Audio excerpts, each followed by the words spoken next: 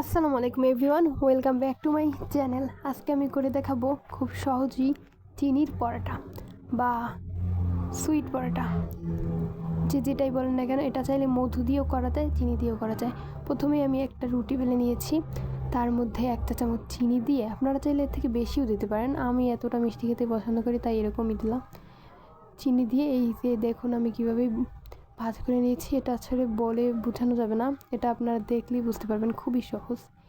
সাধারণভাবে চৌকো পরোটা যেভাবে করে ওইভাবে ভাজ করে নিয়েছি, শুধু ভিতরে পুরের মতো করে চিনিটা দিয়ে নিয়েছি। ভাজটা দেওয়ার পর ভালোভাবে চেপে নেবেন, না হলে চিনি যেহেতু অল্পতেই বেলার সময় পানি ছেড়ে দেবে এবং ফেটে ভিতর থেকে বের হয়ে যাবে, এই জন্য এইভাবে দিয়ে নিয়েছি আর ভালো করে চেপে চেপে নিয়েছি।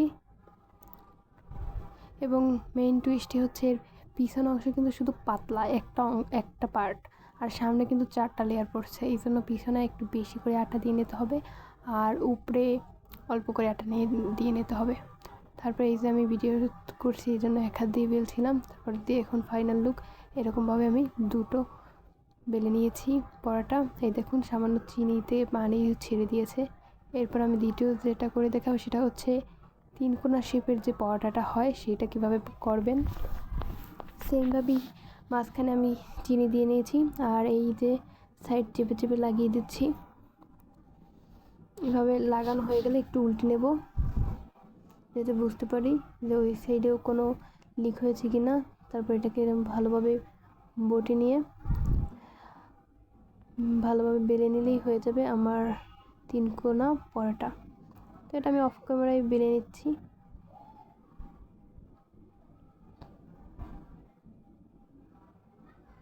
যেহেতু আমি 1 হাত দিয়ে ভিডিও করি আর 1 হাত দিয়ে কাজ করছি, এই জন্য আমি অফ ক্যামেরা করে নিয়েছি। আর এই যে আমার কাছে তেল অন্য একটা করে ভাজা তেল ছিল, তো আমি ওইটাই দিয়ে নিয়েছি।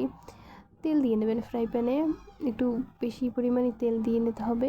এই পরোটাটা ফুলকো ফুলকো হয় 2 পার্ট। যদি আপনারা মচমচা খেতে পছন্দ করেন, মচমচ পরোটা, তাহলে একটু অল্প তেল দেবেন।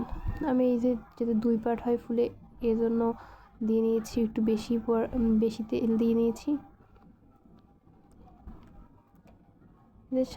এই পর্যায়ে পরোটাটা একটু সাবধানে উল্টাবেন, পরোটাটা একটু সফট থাকবে। প্রথমে মানে গরম তেল একবার দিয়ে তারপর একবার তাড়াতাড়ি করে উল্টে নেবেন, তাহলে এভাবে ফুলবে। আর যদি এক সাইডে অনেক টাইম রাখেন, তাহলে এক পাশে একেবারে মুচমুচে হয়ে যাবে আর কালার চলে আসবে, তখন আর এরকম ডাবল পার্ট হবে না।